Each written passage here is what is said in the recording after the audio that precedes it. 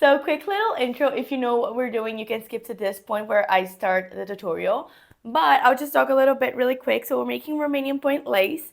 This is the cord that is traditionally used to make Romanian point lace, which is a lace technique that uses crochet and stitching just with a needle. I learned how to do that with YouTube tutorials last year to make my cousin's wedding outfit, and that's why I have considerable amount of this cord in a very thin hook. This is actually just the leftover. I did so much of this. So because I did so much, I kind of feel okay doing a little tutorial. I will link Elena's tutorial though down below if you want to follow hers, because that's where I learned to do it. This is a very interesting cord. It creates these like handles on the side that you can work off of, and I think it's very interesting, very useful to know. And I also think that you can use this as a belt or to make straps for bags, because I think they're quite sturdy. They're double-sided, so everything you're making it a little fatter, which I love. I think it's a very good, very nice little cord. And I did use a lot of this cord to make my Irish crochet lace coat that I'm almost finishing. I'm sorry, by the way, I told you guys that I was going to post it this past week that just finished today, and I didn't because I got sick and I just couldn't edit everything, but it's coming. I swear it's coming this week. I kind of made a lot of this cord to trace the pattern that I was going to use for my Irish crochet lace coat, so I was working inside the shape made with this cord, and it was very good to like join the pieces together to delimitate the space that I was going to work in. I could also have used it inside the jacket, I just didn't choose to do that, but I think this is a very useful cord, so this is how we do it. Hi everyone, good morning. Can you see my nails? What do you think? I had this like idea of doing little bows, little red bows, and I did that and I hated it. I did the white, I did the bow, and then I did like this red jelly glaze on top, and it looked really weird. So before filming yesterday, I was like, I cannot do that. So I did this other nail art, and I like it. I think it's very, very cutesy, very demure. What do you guys think? Anyway, I know you guys don't care. Let me just show you some cord that I have. This one I have with the yarn that I did my tests, my learning. This is a 4mm hook. This one is a 3mm, okay? This is either 1.75 or 1.25mm. It takes a little while, but it's just repetitive. After the first 3-4 stitches, it's just repetition and you get used to it. It just moves slowly because, as you can see, it's double-sided. So you're kind of working around itself, but it creates a hardy, like thick cord. I think it's a very nice one to have and learn. I loved learning it, and I hope you do too. Let's go. So slip knot. Let's go. And now you do 2 chains. So 1 and 2. I don't know why I found this so hard. So you have your 2 chains, and now you're going to go in the first slip knot and do a single crochet.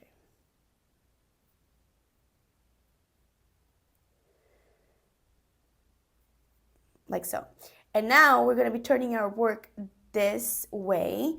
So I think technically, if you look from the top, it's like clockwards, but because I'm looking like this, I always find it hard to say clockwards because it's in this dimension.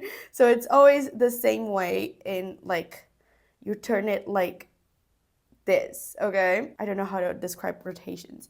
We're going to turn it that way, and we're going to go with the hook inside this, the second chain that we did. So this one, so just locate it, keep your eye on it, this one here, and then turn your work, okay, and then hook in that one and single crochet. And from now on, from the next stitch forward, it's all the same. So we always turn our work in that same rotation, and we're going to go inside the 2 loops that we had in the hook when we were doing the single crochet. Can you see there's 1 loop here and 1 loop here? So it's the 2 loops, and we go through the two of them, and you might like fiddle with it a little bit, especially in the beginning. So try to not be too tense.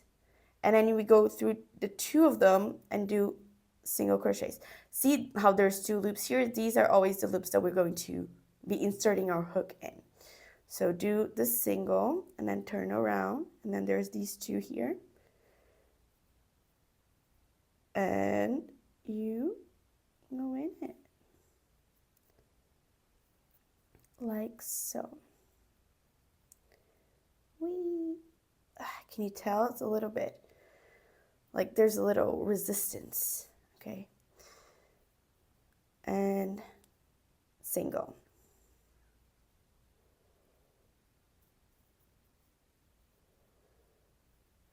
I always like to, you can either measure exactly how much you need, or usually I think, especially with Romanian point lace, you would do just like a lot.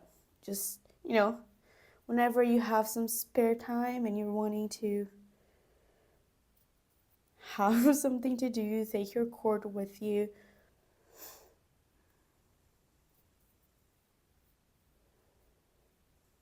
There you go.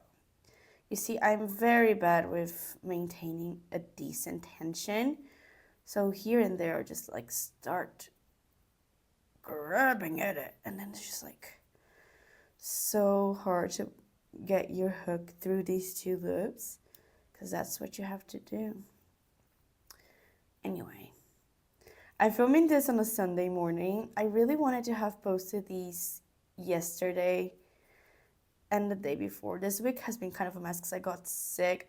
I've been getting sick a lot, which is really annoying.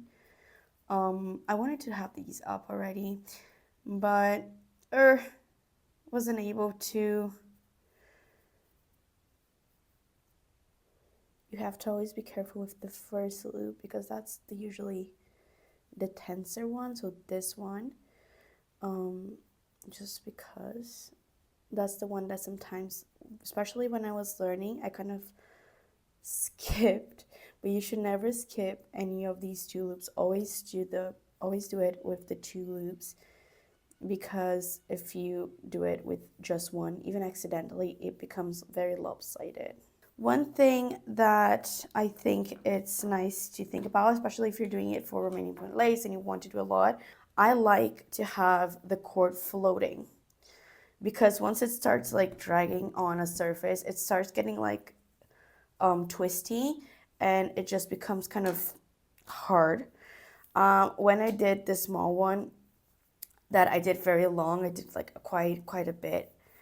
I just did like a ball like this, like so, and then I would, very close to, like, let's say I'm working here, I'd have a stitch marker and like, you know, just I have a few around just because sometimes it can start falling apart, and then I just kind of zhuzh in a few stitch markers like in between the ball to kind of really hold it. And then I'd be working like this with the little ball, and it twists in itself. Once it reached the ground or the table, I would wrap it around a little bit and just keep working with the cord in like not touching the surface, because it starts twisting and it's annoying to work with. Also, whenever I stopped and then like I picked it back up, be careful to not twist it in the wrong way. Like, always see where you came from. You came from here, so you're turning it this way and then going in here. I had more problems with the very thin one because sometimes it was kind of hard to see where I was coming from. But, you know, just always see where you're coming from. If you need to take a few stitches back, just to not twist the cord wrong. When it's big like this, it's kind of easier to see, but if you're doing a very tiny one, it can be, like, you can get some twists. I definitely got some twists in the small one, but I don't think I have in the big one. I don't think so. To finish it, you just go in like so, and then pull it through all three. And I like to do a little knot always, and just cut it. And then you would weave in can just weave it in inside it. There's plenty of space to weave in. Just for a few rows, so you cannot see it really.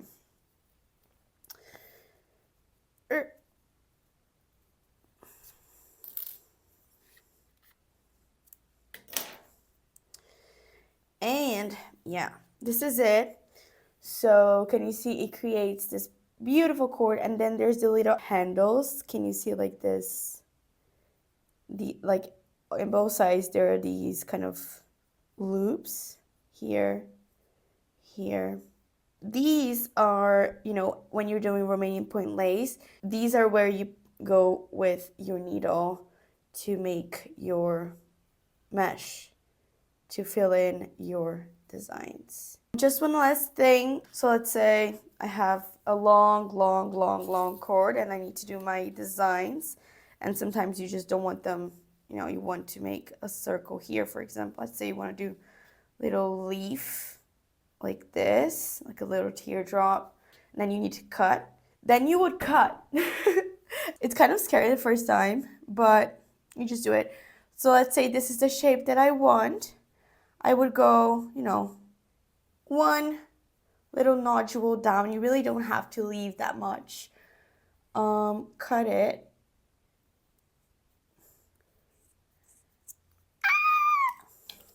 I'm sure there are like very specific ways of cutting it, but I don't know.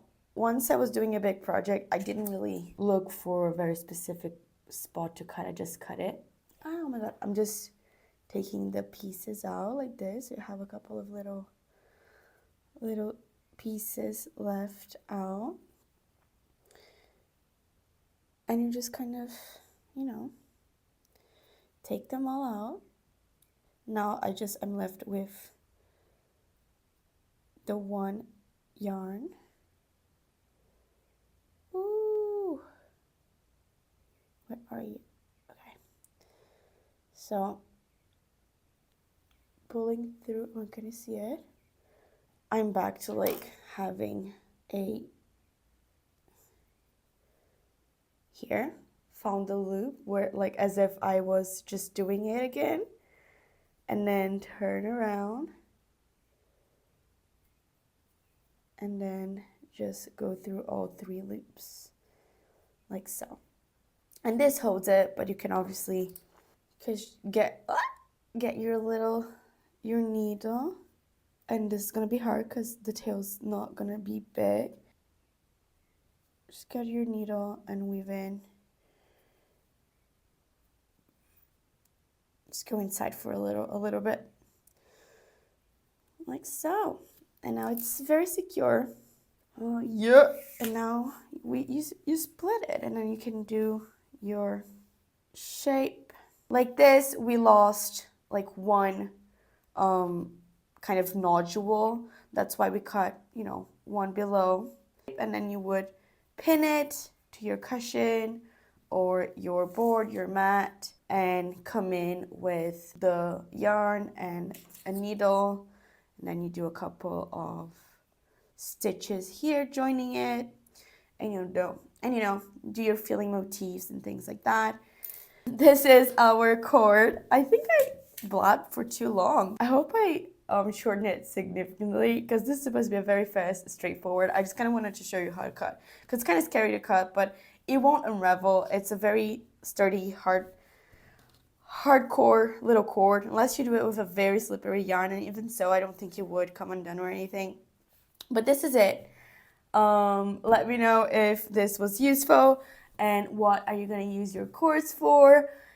And next video, we will be doing a little leaf with it. But this is it. Yeah, so this is it. Let me know what you think if you made it all the way to the end. Thank you for watching my video. I hope I made you company. I hope you learned the Irish crochet lace cord, and even if you were not making it at this point, I hope you can use it in some of your projects very soon. I'm doing these side little tutorials because these are things that either with the cord I made a lot of, so I feel like kind of proficient to kind of to share it in my page, or things that I kind of created based on the Irish crochet lace motifs that I followed along the journey of making my coat that I'm almost done sharing it with you guys. Okay, it's really soon, I promise. This is it. Consider subscribing to the channel. If you made it all the way to here and you're not a subscriber, come on, just subscribe. It's free. It's okay. Consider liking the video. Comment down below whatever you want to comment. Let me know how you're doing, how your projects are going. Tomorrow, promise, pretty pinky promise, tutorial on a little leaf for, I just stood up. I will be posting a tutorial for a little leaf that I kind of created-ish. And then very next video after this leaf tutorial is the final installment of the Irish crochet lace coat. Sorry it took so long. Yeah, thank you so much for watching. I'll see you tomorrow. Bye bye.